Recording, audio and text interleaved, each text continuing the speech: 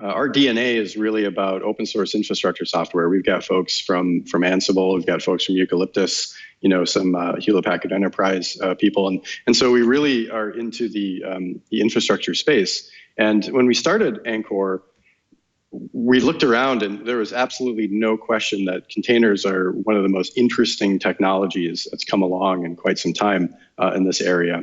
And it's really advancing the sort of cause of making sure that developers can make very, very rapid progress on bringing ideas to production and getting those ideas into a production setting and then coming back, iterating over them and continuing. And when we first looked at this technology, it's got a huge amount of promise, and we have great respect for the momentum that we found.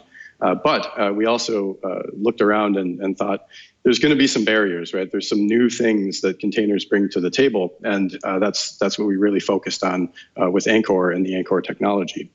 And so specifically, one of the biggest sort of challenges that we encountered right away was, well, now that developers can grab these amazing encapsulated containers that have a lot of power in them and use those to compose their own applications, share them easily between each other, and get them portably from their development environment all the way into production.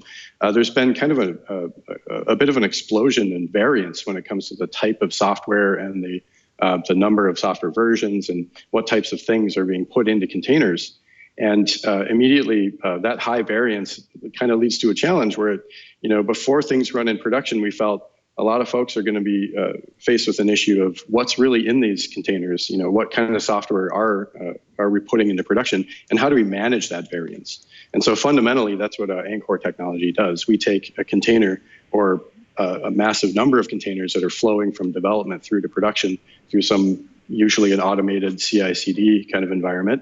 And we do a deep inspection of exactly what's in those containers. And then we can then turn around and use that information to allow users, be they security, ops, or development teams, to specify certain policies that allow them to express a best practice or a security practice to make sure that before a container goes into production, we can apply policy and make sure that those things are conforming.